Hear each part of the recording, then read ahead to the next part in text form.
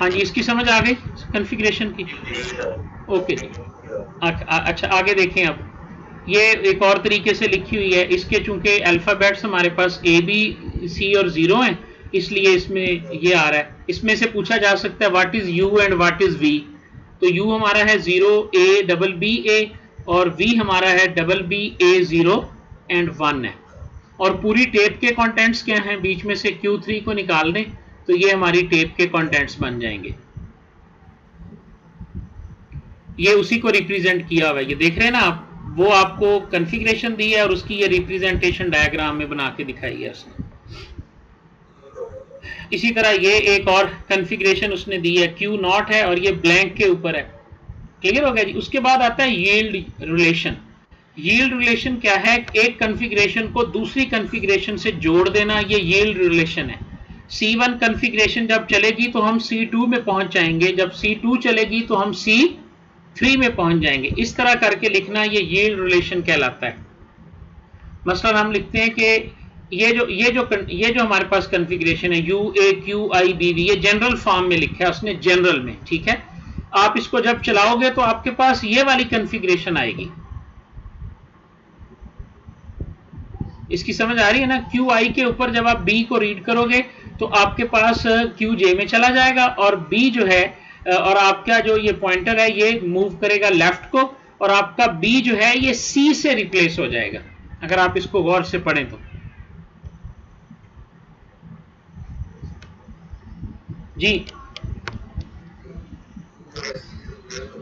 हाँ जी, क्लियर हो गया ना? ये लेफ्ट को मूव की है, B जो है वो उसकी जगह, अब आप देखें इस वक्त C लिखा हुआ है तो B ने रिप्लेस किया C को, और हमारा जो हेड है वो किस तरफ गया? वो लेफ्ट की तरफ आया। और इसको यहां देखेंगे, तीनों चीजें अब आपके पास मौजूद हैं। यील्ड रिलेशन भी मौजूद है, कॉन्फ़िगरेशन भी लिखी हुई है, और आपके पास ट्रांजिशन भी लिखी हुई है। ये ट्रांजिशन कहलाता है, ठीक है जी। QI पे B को रीड करेंगे तो QJ पे जाएंगे, C से रिप्लेस करेंगे, लेफ्ट को मूव करेंगे। ये आपकी ट्रांजिशन है, उस टेबल की एक एंट्री है। ये आपकी पहली कॉन्फ़िगरेशन बनेगी, और इसको जब हम चलाएंगे तो हमारी कॉन्फ़िगरेशन ये वाली बनेगी। और इन दोनों को इस तरह लिखना, दिस यील्ड्स दिस, ये यील्ड रिलेशन कहलाता है। क्लियर है जी ये? इसी तरह ये एक और एग्जांपल दी उसने यील्ड रिलेशन की, और ये सारी उसी की एग्जांपल्स आगे मूव करवाता जा रहा है, और एक एक आपको एग्जीक्यूट करके दिखा रहा है।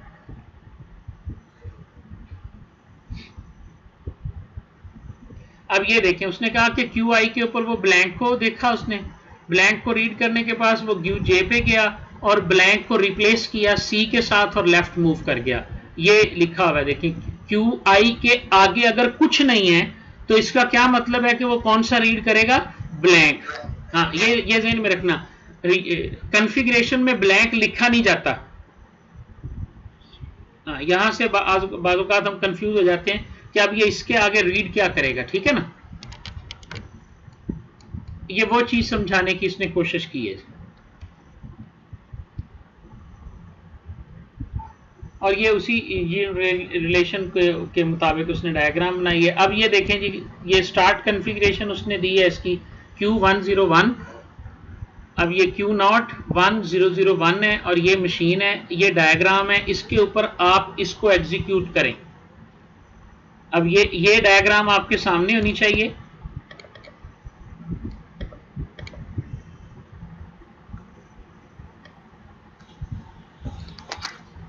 ये देखें, ये डायग्राम अब थोड़ी सी विजिबल है आपके पास जी? हेलो, अब देखें ये Q0 पे है ना हम, तो हमारे पास पहली इनपुट क्या आई है? Q0 के ऊपर 1 है, तो 1 के लिए क्या लिखा हुआ है? 1 1 R, यानी 1 1 को 1 से रिप्लेस करेगा, राइट को मूव करेगा, राइट को मूव करके कहां चला गया? ये Q1 पे। तो बगैर देखे इसकी अगली कॉन्फ़िगरेशन बनाएं तो आपको समझ आ जाएगी। इस डायग्राम को देखें और इससे अगली बनाएं।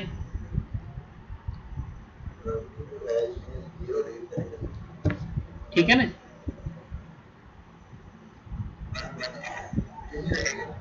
हाँ जी, Q1 पे आके इसने 0 जब 1 को रीड किया, ठीक है, तो ये Q0 से Q1 पे चला जाएगा।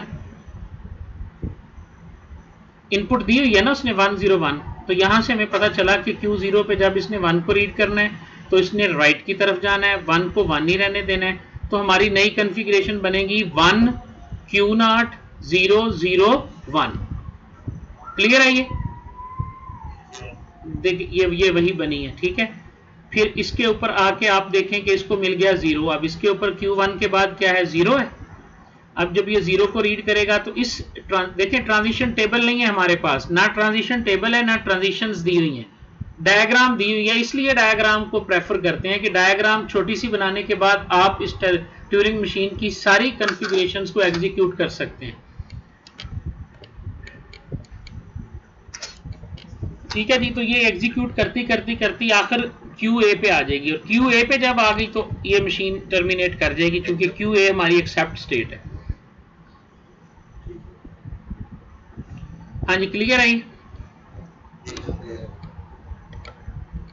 और उसके बाद ये उसने यील्ड रिलेशन को दोबारा से एक्सप्लेन किया है, एक्सेप्टिंग और रिजेक्शन कॉन्फ़िगरेशंस क्या होती हैं, ठीक है जी।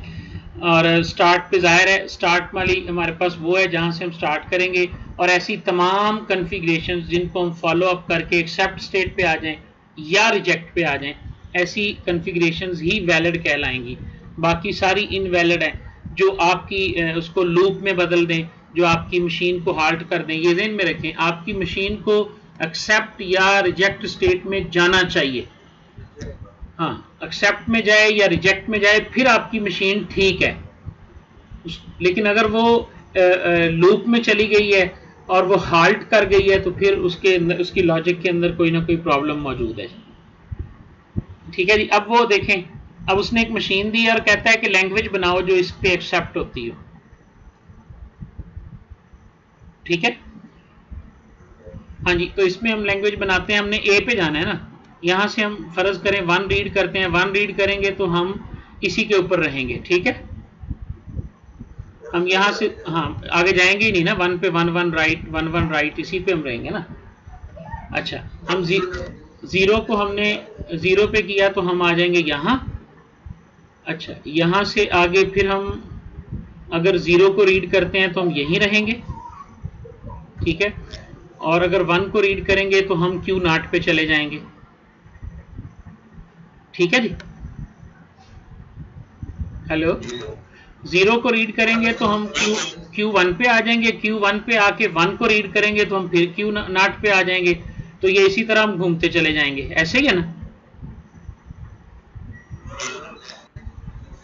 हाँ जी, अगर हमारे पास स्ट्रिंग ये हो 0 0 और उसके बाद और कुछ ना हो, 0 के बाद ब्लैंक आ जाए, 0 के बाद ब्लैंक आ जाए तो हम एक्सेप्ट स्टेट में आ जाएंगे। अगर 2 जीरोस के बाद आ जाएगा फिर भी हम एक्सेप्ट में आ जाएंगे। अगर 3 0 के बाद आ जाएगा फिर भी हम एक्सेप्ट में आ जाएंगे। लेकिन अगर हम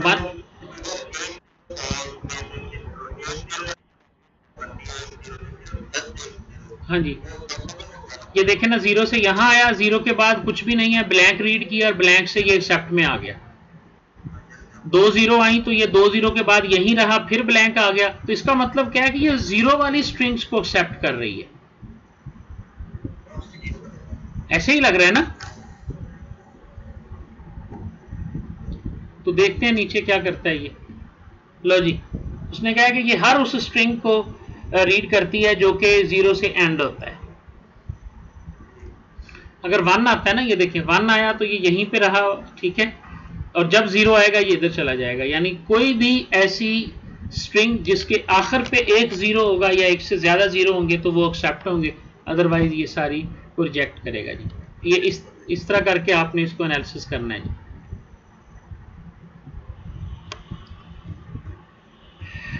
ठीक है जी। ये सिर्फ ट्यूरिंग मशीन के बारे में थोड़ा सा था। डिजाइन करने के लिए आपको ट्यूरिंग मशीन के लिए वही चीजें बताएगा जी। ये एक एग्जांपल आ गई है। ये जितनी भी एग्जांपल्स स्लाइड्स में मौजूद हैं इनकी डिजाइनिंग को भी पढ़ लेना है। अब देखें ना, ये 0 raised to the power n, अब इसका मुकम्मल डिजाइन बताया गया है पूरा। ये जो लिखा हुआ है ये इनफॉर्मल डिस्क्रिप्शन है कि ये किस तरह से इसको रीड आउट करेगा। इसी को हाई लेवल कहते हैं, इसी को इम्प्लीमेंटेशन कहते हैं। ये वाले जो 4 स्टेप लिखे हुए हैं, उसके बाद उसने ये इसकी फॉर्मल डिस्क्रिप्शन का टेबल बना दिया, ये उसने इसकी डायग्राम बना दी। ये एक एग्जांपल आपके पास आ गई मुकम्मल ट्यूरिंग मशीन के डिज़ाइन की। आप इसमें फॉर्मल डिस्क्रिप्शन लिखेंगे, इनफॉर्मल, हाई लेवल या इम्प्लीमेंटेशन लिखेंगे, ट्रांजिशन टेबल बनाएंगे या फिर एक डायग्राम बना देंगे जिसमें उसकी सारी ट्रांजिशन जो है ना वो वाज़ेह होंगी। ये आपकी एक जो है ना वो कंप्लीट हो गई ट्यूरिंग मशीन।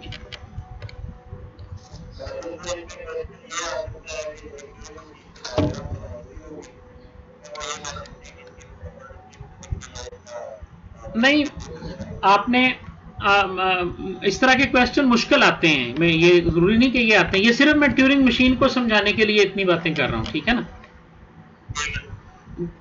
ट्यूरिंग मशीन से रिलेटेड बहुत कम सवाल आते हैं, ये मैं पहले बता दूं। चूंकि ट्यूरिंग मशीन से रिलेटेड उन्होंने पहली असाइनमेंट भी देनी है, दूसरी भी देनी है। अब देखें ना, इस दफा मेरा ख्याल है जो आपको आई थी वो कौन सी थी, 0 की power 2 raise to the power n+1 था, n+1 था ना, और ये n greater than equal to क्या था, 0 या 1। तो सिर्फ इतनी सी चेंज थी और बाकी तकरीबन डायग्राम यही रहनी थी। मेरी बात सुने ना, अब अगर n को 0 पुट करें तो 2 की ताकत 1, 0 पुट करें तो 1 आता है ना, 0, 2 की पावर 0, 1 यानी 1 0, ठीक है। और अगर हम यहां 1 रख दें तो इसका मतलब है कि ये 1 0 इसकी लैंग्वेज में नहीं होगा, पहला नहीं होगा ना। तो इसमें क्या चेंज आएगी, इसमें सिर्फ और सिर्फ ये चेंज आएगी, ये इसकी डायग्राम बता रहा हूं कि ये वाली जो एक्सेप्ट स्टेट यहां पर मेंशन थी ना, ये वाली कि ये 0 से इसको रिजेक्ट कर देगा, यहां पर एक स्टेट का फर्क आना था, बाकी तकरीबन सेम डायग्राम ये रहनी थी।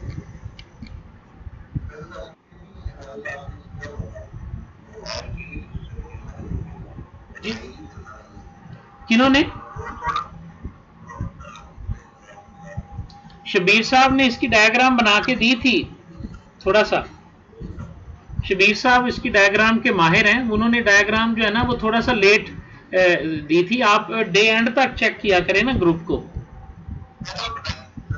जो उन्होंने बना के दिखाई थी उसके मुताबिक बनाई है ना आपने, बस ठीक है। वो असाइनमेंट्स का तो इशू जो है ना वो तकरीबन सॉल्व हो ही जाता है, वो आ ही जाती है उधर से ना, या ये कोई ओल्ड होती है। चलें बहरहाल जी, अब अजान हो गई है असर की, तो आपके लिए जो मैं एक तो आपने इनको देख लेना है, आपको कम से कम ट्यूरिंग मशीन की फॉर्मल डिस्क्रिप्शन और हाई लेवल इंप्लीमेंटेशन, इसका थीम समझ में आना चाहिए।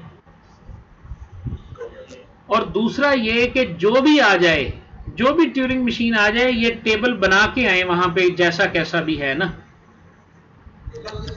पेपर्स में अगर आ जाता है ना, मिसाल के तौर पे एक ऐसी ट्यूरिंग मशीन आ गई, अच्छा अब ट्यूरिंग मशीन आनी कहां से है ये सुन लें। जितनी एग्जांपल स्लाइड्स में है उनमें थोड़ी बहुत चेंज करके वो देगा, या इस बुक के अंदर जो, अब देखें इस बुक में वही एग्जांपल है, यहीं से वो बुक ली हुई है। ये सारे यील्ड वाले जब आप पढ़ोगे ना, ये सारा वो है जो स्लाइड्स में लिखा हुआ है, ये सारा। हम डिसाइडेबल को देखेंगे, एग्जांपल्स ऑफ ट्यूरिंग मशीन आ गई, ये एग्जांपल हमने वहां पे पहले पढ़ी है, ये देखें यही है, 0 2 raise to the power n, ठीक है ना।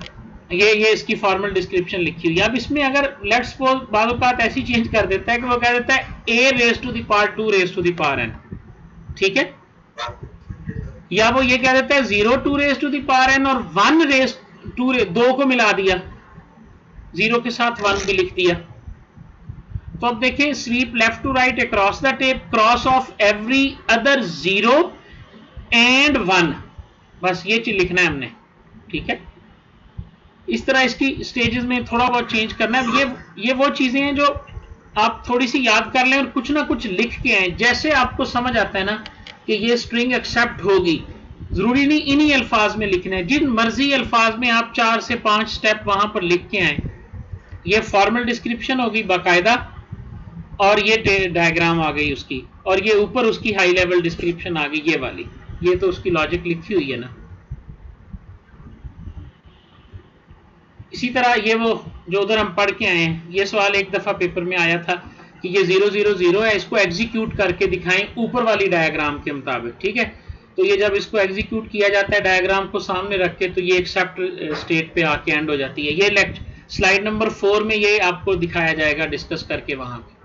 उसके बाद ये अगली एग्जांपल आ गई है, 0 1 स्टार को एक्सेप्ट करती हो, ये उसकी डायग्राम है।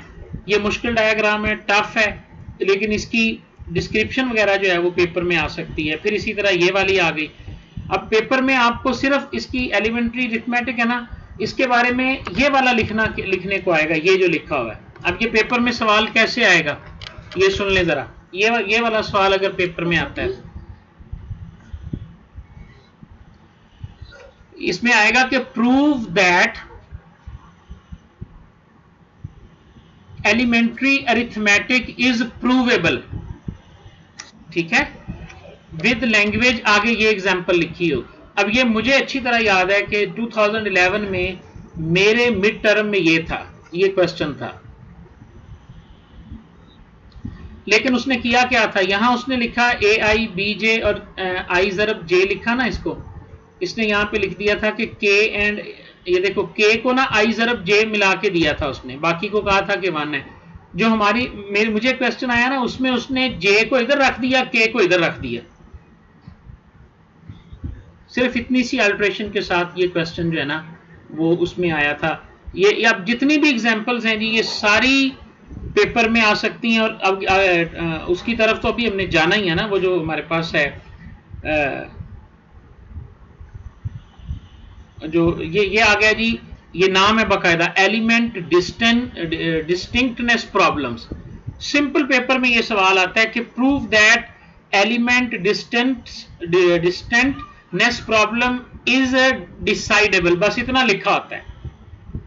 तो डिसाइडेबल है, ये डिसाइडेबल लैंग्वेज होती है, और ये इसका एल्गोरिथम है। ये एल्गोरिथम हमने वहां पे टाइप करना होता है किसी भी तरह। ये वेरिएंट्स तक को रहने दें। अब इसमें 2 चीजें आपने पढ़ लेनी है, मैं उसको एक्सप्लेन कर देता हूं थोड़ा सा पीछे, फिर थोड़ा सा बेस हो जाएगी ना, तो नेक्स्ट हमारे सेशन में हम ज्यादा भी पढ़ सकते हैं।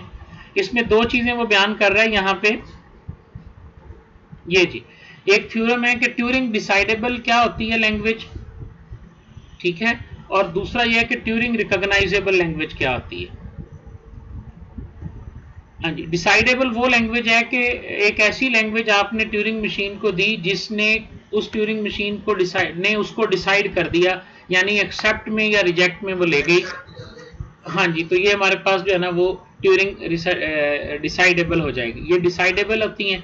और ऐसी स्ट्रिंग्स जो कि लैंग्वेज ऑफ एम पे जाती हैं और वो उनको रिकॉग्नाइज कर लेता है, उसके अंदर वो जाएंगी वो सारी लैंग्वेज। तो लैंग्वेज के हवाले से हम उसे कहेंगे कि ये लैंग्वेज जो है ये ट्यूरिंग रिकॉग्नाइजेबल लैंग्वेज है। जिस तरह पीछे हमने एक डायग्राम के साथ स्ट्रिंग्स लिखी ना, एक एग्जांपल हमने यहाँ पे देखी थी, शायद नहीं इधर थी, मेरा ख्याल है इसमें थी।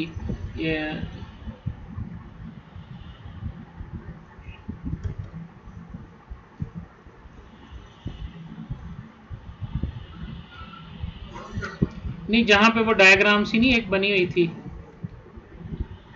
मेरा ख्याल है शायद इसमें थी, हाँ इसके ऊपर थी वो। ये डायग्राम नहीं ये नहीं, सॉरी,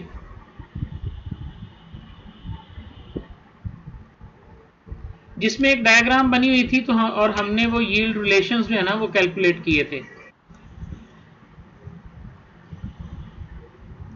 बहरहाल एक लैंग्वेज आपको दी गई हो, स्ट्रिंग्स उसमें दी गई हो 5, 6 या 7, ठीक है। ये 5, 6 या 7 आपको उसमें दी गई हैं, उसको आपने बताना है कि ये रिकॉग्नाइजेबल हैं या नहीं है। अगर वो स्ट्रिंग्स उस ट्यूरिंग मशीन पे चली जाती हैं, एक्सेप्ट होती हैं या रिजेक्ट होती हैं, तो वो रिकॉग्नाइजेबल है। अदरवाइज हम उसको कहेंगे कि ये ट्यूरिंग रिकॉग्नाइजेबल लैंग्वेज नहीं है। लैंग्वेज ट्यूरिंग रिकॉग्नाइजेबल या नॉट रिकॉग्नाइजेबल होती है, ठीक है जी। और ट्यूरिंग मशीन इटसेल्फ जो है वो डिसाइडर होती है या नॉट डिसाइडर होती है। ये 2 खूबियां आप ज़हन में बिठा लें, ठीक है जी, इसी के ऊपर बेस करना है जी। ठीक है जी, समझ आ गई बात की जी।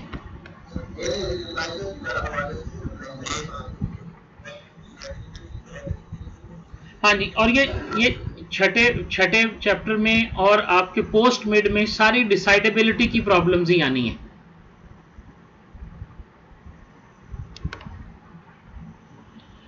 देखे ना, ये तो वो स्ट्रिंग्स हैं जो आप देखे, collection of string that M accept. M कोई एक ट्यूरिंग मशीन है जो उसको एक्सेप्ट करती है, तो इसको हम कहेंगे कि ये लैंग्वेज ऑफ एम है, जिसको हमने एल ऑफ एम लिख दिया। Are the language recognised by M, ये वो लैंग्वेज है जिसको एम रिकॉग्नाइज करती है, ये होगी ट्यूरिंग रिकॉग्नाइजेबल। लेकिन यहां पर आप देखें उसने तफसील में लिखा हुआ है कि ये एक्सेप्ट भी हो सकती है, रिजेक्ट भी हो सकती है, और लूप में भी जा सकती है, ठीक है। लेकिन उसके मुकाबले में डिसाइडर वो होती है कि जो सिर्फ एक्सेप्ट या डिसाइड में जाएगी। ऐसी लैंग्वेज जो कि डिसाइडेबल है, जो कि एक्सेप्ट या रिजेक्ट में जाएगी, नेवर लूप में जाएगी, ये ट्यूरिंग डिसाइडेबल लैंग्वेज कहलाती है। ठीक है जी, इस चैप्टर को आपने रीड करना है जी, और इसमें जितनी ट्यूरिंग मशीन्स हैं उनको पेपर पे लिख लेना है, ये याद रख लें, ठीक है, कि ये हमारे सिलेबस में शामिल है। 2 raise to the power n वाली है, और a की पावर i, b की पावर j, k की पावर k, उनको लिख लेना है। साथ में उनकी एटलीस्ट फॉर्मल डिस्क्रिप्शन को और इम्प्लीमेंटेशन को भी लिख लेना है साथ में। अब उसमें किसी भी वेरिएशन के साथ पेपर में सवाल आ सकता है, और ये इस चैप्टर को आपने गो थ्रू कर लेना है ट्यूरिंग मशीन के हवाले से नीचे तक, जितनी भी ये 7-8 एग्जाम्पल ही बनती हैं, ज्यादा नहीं है। बात की समझ आ गई ना जी? चले, ठीक है जी, ठीक है जी जी। एक्सरसाइज का सॉल्यूशन मैनुअल इजीली अवेलेबल है जी। ये देखें solution manual to Sipser theory of computation, ठीक है, फाइल टाइप :PDF, ठीक है जी। तो ये देखेंगे पहला ही बना हुआ है, और बहुत सारे इस तरह के पड़े हुए, ठीक है। मैं वैसे ग्रुप में भी शेयर कर दूंगा, मेरे पास, मेरा ख्याल है कि है ये, ठीक है। ओके जी, थैंक यू जी, अल्लाह हाफिज़।